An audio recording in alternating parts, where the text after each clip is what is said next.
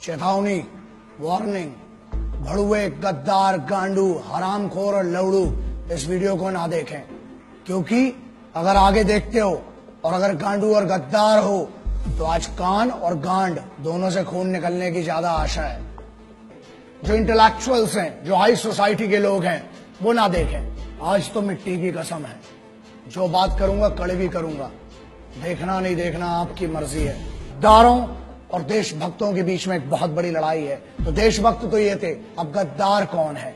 मेरे हिसाब से जो मुझे लगता है, हर वो आदमी, चाहे वो आम आदमी हो, चाहे सिंपल साधारण एक जनरल पब्लिक हो, चाहे एक ऑफिसर हो, चाहे वो किसी मीडिया हाउस का बैठा हुआ बॉस हो, चाहे वो किसी बहुत बड़ी ऑर्गेनाइजेशन का सीईओ हो, चाहे वो नेता हो, चाहे मंत्री हो, हर वो आदमी जो इस देश के सिपाही का सम्मान नहीं करता है, उसकी शहादत का सम्मान नहीं करता है, और यहां बैठ के हमारी रोटी खा के अपने नाजायज बाप पाकिस्तान की तरफ से बोलता है, हर वो मादर चोद, हर वो बहन चोद गद्दार है इस देश का, और मेरे लिए वो देशद्रोही है। बड़े बड़े जो इंटेलेक्चुअल्स बैठते हैं चैनल पे, और वो भी आदमी, गद्दार कौन है बे?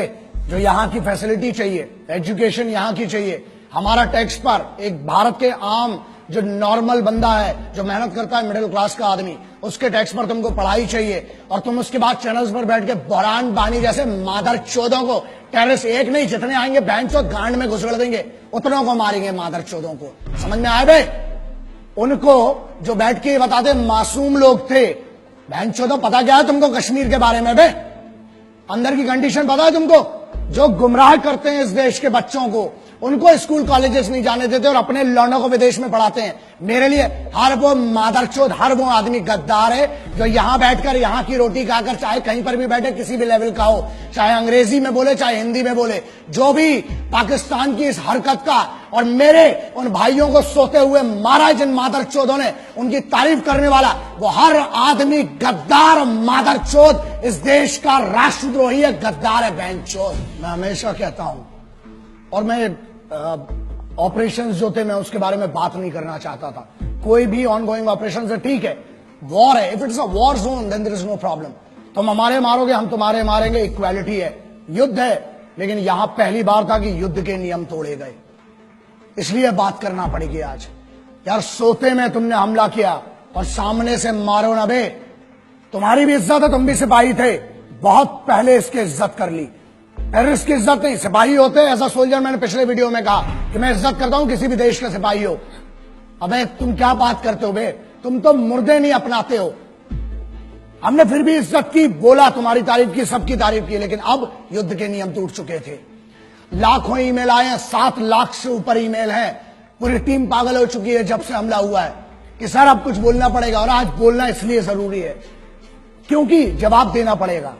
कुछ बड़ुओं को अब पता नहीं इनको क्या बोलूं, समझ में नहीं आता, क्योंकि एक वीडियो में मुझसे गलती हुई थी, मैंने कुत्ता बोल दिया था एक आदमी को। उस भड़ुए को कुत्ता बोल के ना मुझे गम हुआ, क्योंकि जब मैंने घर जाके अपने वो 2 शेर देखे ना, कुत्ते देखे, जब घर के देखे वो बच्चे, तब लगा कि यार कुत्ते से तो वफादार कोई होता ही नहीं है। इन हरामियों को मैंने कुत्ता बोल के ना, उस कुत्ते की जात पे मैंने उसकी बेइज्जती कर दी। एक नेता है, एक सांसद है, एक स्पोक्स पर्सन है, उसने एक बात कही। क्या कही वो बहुत जरूरी है, मैं आपके सामने पढ़ के सुनाता हूं। उसने फेसबुक में, ट्विटर में क्या शेयर किया और बेशर्मी से क्या लिखा और क्या कहा, उसका जवाब आज जरूरी है। उरी में मारे गए सारे सैनिक घूस देकर आर्मी में भर्ती हुए थे, अच्छा हुआ साले मारे गए। इस पर इतना हाय तौबा क्यों? भारत माता के लिए बोझ बने हुए थे, आतंकियों ने सही काम किया। इस आदमी ने एक दूसरे इंटरव्यू में, एक और आइटम है, एक और है, उसने क्या कहा? उसने ये कहा कि भारत की तरफ से जो सिपाही मरे उरी में, वो शहादत नहीं है। शहीद कौन हुए? जो पाकिस्तान की तरफ से आए। ऐसा है नेताजी, मादरचोद, हमको भी मौका दो ना, तुमको ऐसा इस टाइप का शहीद करने का, बहनचोद। एक काम कर, सजेशन देता हूं, बहुत गांड में गूदा है ना, बोल मत बहनचोद।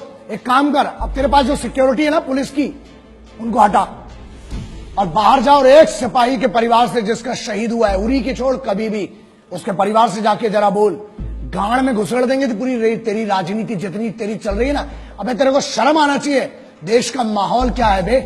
आज देश गम में डूबा हुआ है और तुम जैसे भड़ुए मादरचोद, तुम लोग बहनचोद इसको अपनी मीडिया बाइट के लिए, अपनी पब्लिसिटी के लिए, तुम्हें पता है क्या दुख देते हो बे तुम। अबे पिछले हजारों बार बोल चुका हूं, कुछ नहीं दे सकते हो तो मादरचोद इज्जत तो दो कम से कम शहीदों को। सुनो बे झाटू, मंत्री है जो तुम्हारा है ना, जो तुम्हारा पद है, तेरा प्रोटोकॉल नहीं पता है, तेरा ना मेरे पास पूरी ज्यादा डिटेल नहीं है, लेकिन सुन, बहुत गांड में कूदा है, तेरे को बहुत चर्बी है ना। मेरे इसी में ईमेल आईडी आता है, मेरी चैनल का एड्रेस आता है, बहनचोद भेज, वहां पर अपना एड्रेस भेज और अपना नाम भेज। और तेरे को बहुत गर्मी है ना, अबे फौज ना गांड में नीचे डंडा डालेगी, कान से निकालती बहनचोद। अभी फौज के मर्जी, तुमने फौज के भी मार नहीं देखी है ना, अभी तुमने हमारा सम्मान देखा है बहनचोद। तेरे को बहुत गर्मी है, जो तेरे पास पुलिस का कैडर मिला है ना, तो क्या कहता है कि पुलिस के जो है वो, एक और स्टेटमेंट दिया ना इसी आदमी ने कि सोते रहते हैं, है ना। एक और मादरचोद है दूसरा, वो पुराना वाला भड़ुआ साला जिसको अपन ने पहले भी बात किया था हरामी के बारे में। क्या कहता है कि पुलिस और फौज में वही लोग जाते हैं जो अनपढ़ होते हैं या जिनके घर में कोई 1 रुपए का पढ़ा नहीं होता है, और जो लोग सिर्फ और सिर्फ 10वीं 12वीं बड़ी मुश्किल से पास कर पाते हैं, वो लोग जाते हैं। सुन, अब तेरे को बताता हूं, अबे चूतिए मादरचोद, तेरे को पता भी है फौजी होता कौन है? भारत का राष्ट्रपति भवन, हर राज्य का मुख्यमंत्री भवन, हर राज्य का सांसद, पार्षद, विधायक, हर राज्य का डेमोक्रेटिक जितना भी बड़ा आदमी हो, हर राज्य का संविधान, मतलब सुप्रीम कोर्ट हो चाहे हाई कोर्ट हो, उसकी सुरक्षा में हर चौक पे खड़ा हुआ एक पुलिस का सिपाही, हर बड़े एस्टेब्लिशमेंट के सामने संतरी बन के खड़ा हुआ एक सिपाही। अबे तेरी औकात नहीं बहनचोद की तू उनके बराबर का बन सके। वो इस देश को चलाते हैं। तू अगर इन मंचों पे जाके इतनी बड़ी बड़ी बात कर पा रहा है ना, भोसड़ी के इसलिए कर पा रहा है क्योंकि वहां सिपाही हर चौगड्डे पर तेरे लिए खड़े और तेरे जैसे मादरचोदों को इतनी परमिशन दे रखी है। यही प्रॉब्लम है। जिस दिन छूट मिलेगी और जिस दिन सही मौका आया, याद रखना गाड़ में इतना बड़ा सुल्ला जाएगा। बहनचोद, अभी तूने बहुत मोहब्बत देखी और बहुत हुआ सम्मान तुम्हारा मादरचोदों। एक और सेंटेंस बोला इसने बहनचोद ने कि पैसा देके, घूस देके जाते हैं। अबे चूते तेरे पास दिमाग है लौड़े, बात एक्सट्रीम इनसेंसिबिलिटी की, शुद्ध भाषा में चूतियापा बोलते हैं ना जिसको, वो ये इन जैसे बहुत बड़े बड़े होशियारों ने जो बड़े बड़े यूनिवर्सिटीज में पढ़ रहे हैं, उनका कहना यह है कि फौज में पैसा देके जाते हैं और सोते हैं और राशन खराब करते हैं, राशन खाते हैं फ्री का, है ना। चलो इसका बड़ा सिंपल सा आप समझो, जितनी आपकी समझदारी है ना, अगर पैसा देके जाना है तो फौज में क्यों जाएगा आदमी? मरने के लिए।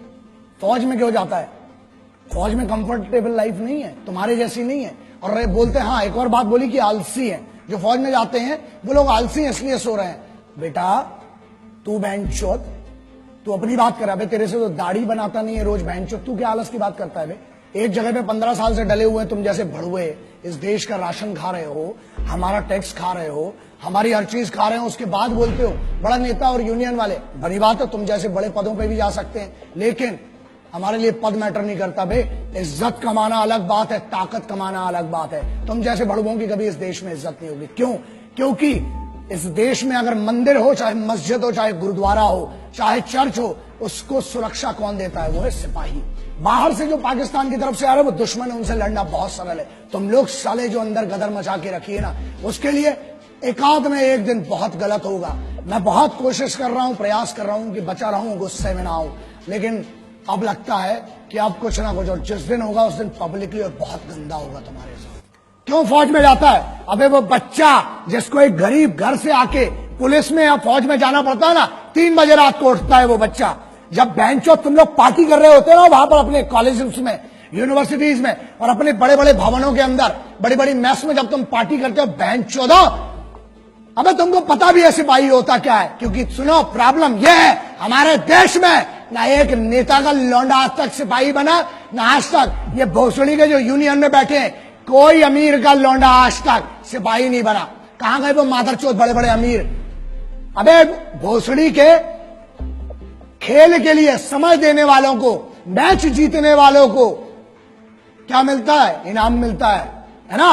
और वहां जो जान अपनी बॉर्डर पे लगाते हैं, -60 50 में वहां लड़ रहा है आदमी, घूस देके गया, चल माना बहन चोद तेरी बात, चल घूस दे के क्या बहन चोद, तू दे देना मादर चोद, है गाड़ में दम तेरी, तू जा घूस दे के बहन चोद उधर पे, एक दिन की नौकरी कर मादर चोद। अबे आर्मी की और कमांडोज की छोड़, स्पेशल फोर्सेस की बहन चोद, एक दिन मैं देता हूं चैलेंज, अबे तेरी पूरी जिंदगी की पेमेंट दूंगा इन भड़वे मादर चोद गद्दारों की। जा एक दिन ट्रैफिक पुलिस का काम करके देख मादर चोद, धूप में वहां खड़े होकर देख, पानी में खड़ा होकर देख, मुंबई पुलिस हो चाहे दिल्ली पुलिस हो चाहे हरियाणा हो चाहे उत्तर प्रदेश हो, एक पुलिस के सिपाही का काम करके देख, फौज की तो बहुत दूर की बात है, तेरी गांड में इतनी दम रही है बहन चोद। और सुन, ये बात क्लियर सुन ले, आज तुम जैसे मादर चोदों को अगर मार के जेल जाना पड़ा, 14 साल मंजूर है बहन चोद। जिस दिन मेरे सामने पड़े ना मादर चोद, मारूंगा, लेकिन एक बात पक्की है, पब्लिकली मारूंगा, अकेले कभी नहीं मारूंगा, क्योंकि तुम जैसे आगे और पैदा ना हो बहन चोद। अबे मुझे तो शर्म आती है, माफ करना, जिसने तेरे को पैदा किया ना मां, मुझे माफ कर दे, तेरे को भी नहीं पता था कि ऐसी मादर चोद औलाद पैदा करोगी मां आप। शर्म आती होगी उस मां को भी अपने कोख पे जन्म पे कि ऐसा गद्दार पैदा कर दिया बहन चोद को। सुन मादर चोद, जिस दिन मेरे सामने आया मारूंगा, घसीट घसीट के मारूंगा बहन चोद। और दूसरी चीज, 14 साल होती ना, जमानत तो मिलेगी, आऊंगा तेरे जैसे और मादर चोदों को ढूंढूंगा, फिर मारूंगा बहन चोद, जाऊंगा। 14 साल मंजूर है बहन चोद, क्रांतिकारियों का चेला हूं, जेल भी गया कोई फर्क नहीं पड़ता है, लेकिन तुम जैसे गद्दारों को चुप करके रहूंगा, फिर मारूंगा, फिर जेल जाऊंगा, बाहर आऊंगा, जब जब आऊंगा मारूंगा मादर चोदों। दूसरी बात मुन्ना, हमें रोज सुबह से लेकर रात तक धमकी के कॉल आते हैं, और रही बात हमारी मादर चोदों, इतनी तैयारी के साथ चलते हैं, इतना जखीरा तो खुद लेके चलते हैं बे, इतना असला बारूद, मादर चोदों 1 किलोमीटर तक धुआं धुआं करूंगा जिस दिन मैं मारने पे आया बहन चोद।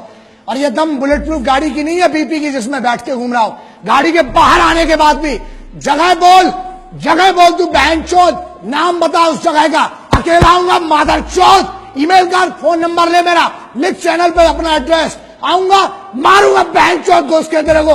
लेकिन सुन, तुम जैसे जितने मादर चोदों सिपाहियों के बारे में, उनकी शहादत के बारे में बोलना बंद करो मादर चोदों, वरना मेरे जैसे बहुत पागल हैं, एक को काटोगे 1000 खड़े होंगे, हर बार पैदा हुए आगे भी होंगे, मार डालूंगा बहन चोद तुम जैसे एक एक को। हिंदुस्तानियों का स्वाभिमान बहुत बड़ा होता है, अभिमान बहुत होता है अपने में। कैसी बच्चों जैसी बातें कर रहे हो तुम लोग, हाँ समझ में नहीं आया ना, बताता हूं। अबे हमारे इधर तो बेवड़े भी होते हैं ना, वो भी गुस्से में एक दूसरे को गुटखा नहीं देते हैं, समझ में आ गया। अबे तुम तो कश्मीर मांग बैठे पागलों। दूसरी चीज, हमारे इधर ना, अबे पब्लिक ट्रेन, लोकल ट्रेन में ना, वसई विरार साइड की कोई ट्रेन होती है, उधर अंबाला पटियाला की कोई ट्रेन होती है लोकल ट्रेन, अबे वहां पर लोकल ट्रेन में सीट नहीं देते हैं, तुम तो कश्मीर मांग बैठे।